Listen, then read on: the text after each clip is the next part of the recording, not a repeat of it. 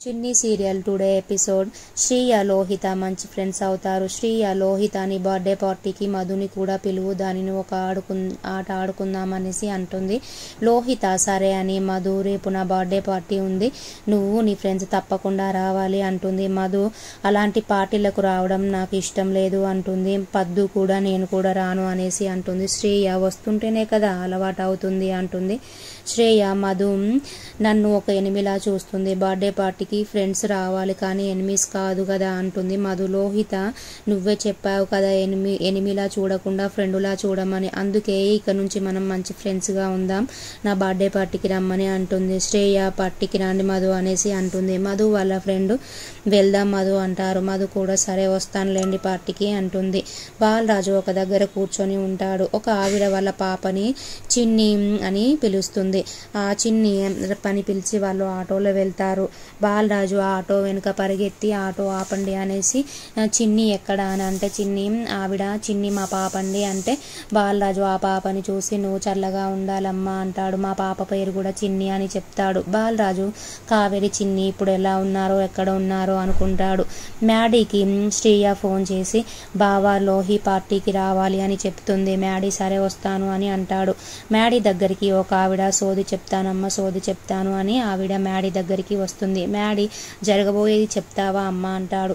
నేను చెప్పను నాన్న, అమ్మవారే నాతో చెప్పిస్తుంది అనేసి అంటుంది. మ్యాడీ చిన్నప్పుడు నాకు ఒక ఫ్రెండ్ ఉండేది, తన కోసం 10 ఏళ్ళగా వెయిట్ చేస్తున్నాను, తను ఎప్పుడు కలుస్తుందో చెప్పమ్మా అంటాడు. ఆవిడ ఎవరో దూరమైందని మీ చిన్నప్పటి ఫ్రెండ్ 10 ఏళ్ల నుండి నువ్వు బాధపడుతున్నావు కదా బిడ్డ, నీ గుండె చప్పుడు నీకు ఎప్పుడైనా దూరమైందా? మ్యాడీ కాలేదమ్మా అంటాడు. అట్లాగే దూరమైంది అనుకున్న నీ చిన్ని కూడా నీకు దూరం కాలేదు బిడ్డ అంటుంది.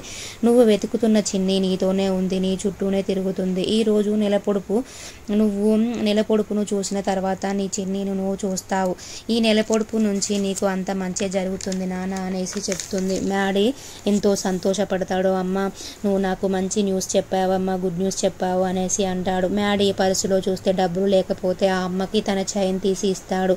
ఏంటి నాన్న చైన్ ఇస్తున్నావు అంటే, నాకు ఎంతో మంచి శుభవార్త చెప్పావు కదమ్మా, కొంచెమన్నా నాకు బాధ ఉండేది చిన్ని కనిపిస్తుందో కనిపించదో అని, నువ్వు చెప్పిన దగ్గర నుంచి నాకు ఇంకా మంచిగా అనిపిస్తుంది, అందుకోసమే చైన్ ఇచ్చానమ్మా, నీకు ఏది ఇచ్చినా తక్కువే అమ్మా అనేసి వెళ్ళిపోతాడు. సరళ దగ్గరికి లోహిత వాళ్ళ ఫ్రెండ్స్ వస్తారు.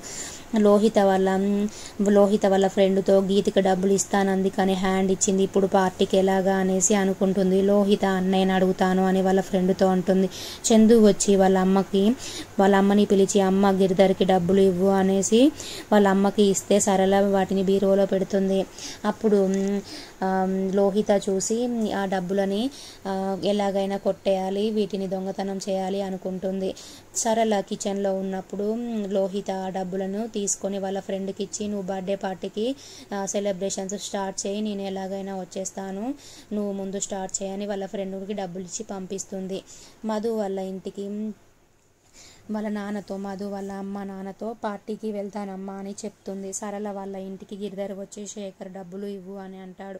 చందు అమ్మ డబ్బులు తీసుకురా అంటే సరళ వెళ్ళి బీరువాలో చూస్తే డబ్బులు ఉండవు. సరళ బీరువా మొత్తం వెతుకుతుంది.